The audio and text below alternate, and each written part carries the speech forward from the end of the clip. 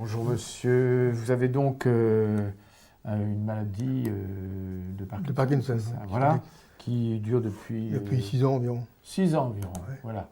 Et vous avez donc des difficultés avec la parole Surtout avec la parole. Oui. Je perdais beaucoup de difficultés à m'exprimer. Oui. C'est ça que j'ai recouru au travers de mon neurologue avec M. Atlalali. Oui, oui, c'est ça. Le gros problème, c'est que entre ce que je pense et ce qui sort, Oui.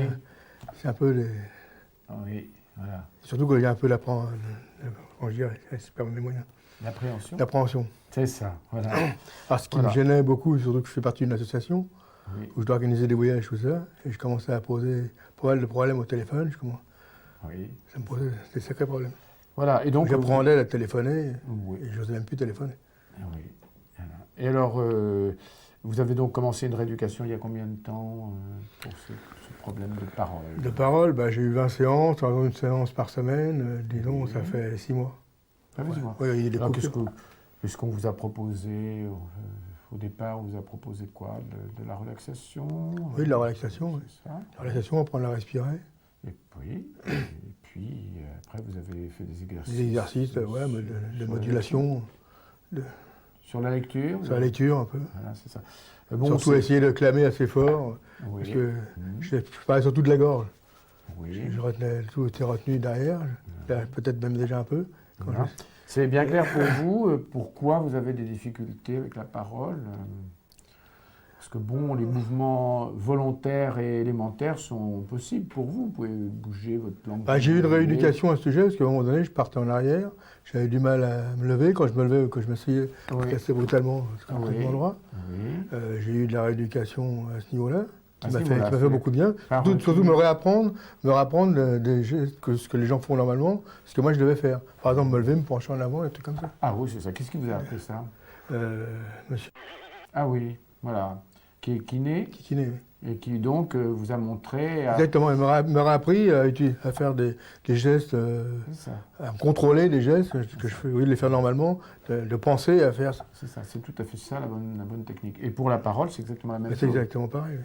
Alors, qu'est-ce qui vous manque pour que la parole soit... que je reprenne surtout confiance en moi, je pense. Ah bah oui, mais aussi... Je reprenne confiance en moi et que quand je suis avec des gens que je connais, c'est tout à fait différent. C'est peut-être un peu le fait de la timidité, que je pense que j'ai peur qu'on me reprenne, qu'on me fasse... Oui, c'est ça. Ça manque de confiance. Ah bah oui, du fait que j'ai perdu la confiance en moi. Oui. Alors, quand je commence un peu à connaître les gens, je décontracte un peu mieux et je pense que c'est un peu mieux dans l'élocution. Oui. Alors là, il y a la confiance, bien sûr, on comprend que vous êtes trahi par vos automatismes qui sont déficients. Oui, et surtout au niveau de la parole, j'ai tendance à parler de moins en moins fort. Oui, mais vous voyez, c'est parce que vous manque les élans. Exactement. Alors maintenant, vous savez prendre les élans du souffle. Il m'a conseillé de reparler plus fort, et j'essaye, avec le souffle, de reparler plus fort. Voilà. Et peut-être j'essaye de moins rapidement, ça c'est pas évident. Ah oui, mais vous voyez, l'idée de parler plus lentement, ça, c'est pas une idée qui peut vous amener grand-chose. Si, parce que des fois, j'arrive à manger mes mots. Oui, mais d'accord, vous parlez trop vite, c'est vrai. Pas tout le monde, d'ailleurs. Mais vous voyez, la cause n'est pas... la cause, c'est le manque d'élan pour parler. C'est-à-dire que la parole s'accélère dans la mesure où il vous manque l'élan naturel, il vous manque de vous élancer. Oui, puis j'ai surtout l'impression que entre ce que je pense et ce que je dis, il y a un décalage. Il y a un décalage parce qu'il y a un relais automatique qui ne se fait pas et qu'il faut donc que vous mettiez en œuvre volontairement. Pour la marche, vous n'avez pas de problème. Non, mon avis. Mais vous savez que quelquefois, il y a des problèmes avec la marche et le Parkinson. Il y a des moments où j'en ai eu des problèmes, peut-être, avant que j'ai eu de la rééducation. J'ai eu ma presque, en quelque sorte, appris à marcher, à balancer les bras, des trucs comme ça. C'est ça. Alors, vous voyez, ce qui manque, pour bien comprendre le procédé, la difficulté, c'est de considérer le problème de la marche à petits pas qui caractérise certains parkinsoniens, vous voyez, qui, quand ils marchent, se penchent un peu en avant, puis tout d'un coup, il y a les deux pieds qui se mettent à marcher presque ensemble, comme ça, vous voyez. Non, ça, voilà, suis pas là. Non, j'espère que vous n'y serez jamais. J'espère. Voilà, parce que vous apprendrez en temps utile à passer le poids sur la jambe d'appui. Vous voyez, ce qui manque dans ce cas-là, vous voyez, c'est de passer le poids sur la jambe droite de façon à ce que la jambe gauche puisse démarrer. Voilà. Et ça se fait normalement sans y penser. Vous voyez, tout le monde, avant de partir pour marcher, et vous-même d'ailleurs, ben vous passez le poids sur la jambe droite, ce qui fait que vous avancez le pied gauche. C'est pour ça qu'à l'armée, on dit gauche. Gauche-droite. Gauche. Gauche. C'est la jambe gauche qui avance la première parce que c'est la jambe droite qui est la jambe préférentielle et on passe son poids sur la jambe droite. Mais si l'automatisme de passer son poids sur la jambe droite manque, alors la marche devient anormale. Mais c'est possible de récupérer, c'est une marche normale, si on pense à passer le poids. Et là, vous voyez, c'est pareil pour la parole. Votre parole a tendance à s'accélérer, à se bloquer. Mais si vous prenez l'élan respiratoire adéquat, alors vous récupérez le geste normal. Et la parole, c'est un peu comme l'écriture. Au début, ça va, et puis ça finit en sucette. C'est-à-dire que pour que l'écriture se fasse, vous voyez, il faut que vous pensiez à élargir le mouvement. Ouais. Et ça, vous avez compris ça? Oui, enfin, je me sers surtout de l'ordinateur maintenant. Oui. C'est une grave erreur, mais enfin, alors moi j'écris bien. Grave erreur, bah oui, mais enfin, écoutez, il faut d'abord que ça fonctionne. Il y a traitement de texte à l'ordinateur, moi, là, c'est lisible ce que j'écris. Voilà, c'est ça. Voilà. Alors, si on vous demande de lire, ça donne quoi? Vous arrivez à lire sans problème. Si je vous donne un texte, là, je vais vous donner. Vous les connaissez tous, peut-être? Moi, je ne les connais pas tous. Celui-là, vous le connaissez, là? Il faut déjà que je apprenne à lire, c'est pas une question. Celui-là, lequel que je vous prends? Celui-là, par exemple. Hein. Vous connaissez ce texte-là? Non, pas du tout. Je vais le découvrir. Lisez-le donc. Ce pionnier, plein d'un grand courage et poussé par un étrange pressentiment, se détache des beaux souvenirs de sa jeunesse, s'arrache au charme de son foyer, abandonne le cercle familial, quitte sa patrie pour venir par des sentiers insoupçonnés se jeter dans le pays des aventures et des dangers. Il traverse des plaines arides sous un soleil de feu. Il franchit des montagnes, des vallées, des chaînes rocheuses. Malgré la faim, la fièvre, la soif, malgré le sauvage sanguinaire qui lui dresse des embuscades, et sont à affût dans les prairies. Alors je vous arrête, oui, parce que ça va, vous ne fonctionnez pas trop mal. Oui, on voit que vous avez travaillé et que vous arrivez à vous arrêter de temps en temps, vous voyez, pour reprendre. Mais pas suffisamment. Oui, je me rends compte que j'arrivais à bout de souffle. Ah bah oui, mais vous arrivez à bout de souffle parce que... Voyez, j'ai pas pris ma respiration. Parce que vous n'installez pas suffisamment, et ça, vous voyez, c'est quelque chose qui doit se régler avec la rééducation, vous voyez, suffisamment d'arrêt avant de repartir. Vous voyez, là, quand vous parlez, on se dit, bon, ça va, oh là là, ça va pas. Va devenir catastrophe. Bah voilà, ça très bien. Vous voyez, et on a envie de vous arrêter. Ah ouais. Et de vous indiquer, non, surtout partez pas, attendez, prenez le temps que ça se détende vraiment, et puis après vous allez repartir d'une manière plus adéquate. Attendez, continuez donc, je vais vous arrêter de temps en temps. Malgré la faim, la fièvre, la soif, malgré les... Reprenez donc en prenant plus de temps pour chaque chose. Malgré la faim, la fièvre, la soif, prenez du temps. Malgré le sauvage sanguinaire qui lui dresse des embuscades. Il n'y a pas moyen de vous arrêter. Est-ce que vous voyez? C'est comme si c'était difficile pour vous, voyez, de ne pas suivre vos yeux. C'est ça que les yeux ont vu, et donc il faut lire la suite. Vous voyez, il faut que vous arriviez à indiquer à vos yeux qu'ils veuillent bien s'arrêter pour que votre parole aille mieux. Ils vous entraînent trop vite. Ah ben je suis en train de lire la deuxième ligne. Eh ben voilà. Ben essayez de prendre du temps davantage entre chaque bouche. Je vous arrête. Essayez de vous arrêter quand je vous demande. Des vallées, des chaînes rocheuses. Prenez du temps. Non, je commence aux chaînes rocheuses, c'est un point. Malgré la faim, la fièvre, la soif, malgré les sauvages sanguinaires qui lui dressent des embuscades. Prenez du temps longtemps. Et sont à son affût dans les prairies. Prenez du temps là. Attendez. Allez-y. Il pense outre. Fini. Les yeux fixés sur... Ah, il n'y a pas moyen. On ne peut pas vous arrêter. Est-ce que vous voyez ça? Ça vous démange, vous voyez, c'est comme s'il y a une espèce de fuite en avant, là, vous voyez, et là, il y a du travail. Vous le sentez un petit peu? Attendez, ben, je vais vous montrer, je vais vous indiquer le rythme avec ma main, ça va bien vous embêter. Où est-ce qu'on en est, là? Alors, tenez, on va prendre là. Malgré les sauvages sanguinaires qui lui dressent des embuscades. Vous partez comme on ne doit pas. Qui lui dresse des embuscades. Et ils sont à son affût dans la prairie. Ils passent outre. Il passe outre. Une partie comme mon doigt s'envole. Mais là, il faut que vous partiez. Les yeux fixes. Non, là, il faut que vous partiez pas. Il y a tout un problème, là, voyez-vous. Les yeux fixés sur cet endroit du ciel. Moi, j'attends, vous voyez ce qui arrive là. J'attends pour vous donner le signal. Vous voyez ce qui vous arrive.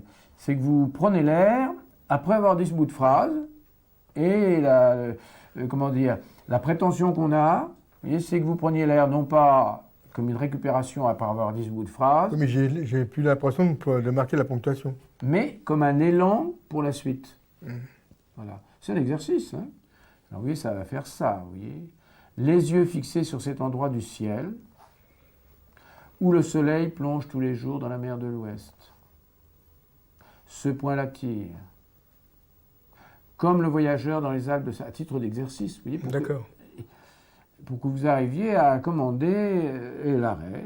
Voilà. Et à ce moment-là, vous allez voir que ça va être beaucoup plus facile. Suivez mon doigt. Encore, vous voyez. Ce point l'attire. Comme le voyageur. Comme le oui, mais je vous avais pas pu vous empêcher de prendre de l'air, là. Vous avez vu ça, hein? Tenez, reprenez donc encore, là. Ce point l'attire. Et puis attendez. Comme le voyageur dans les Alpes de sa belle patrie.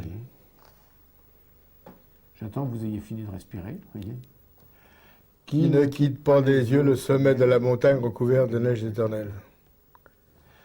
Qui franchit les abîmes. Qui franchit les abîmes. Je vous laisse parler.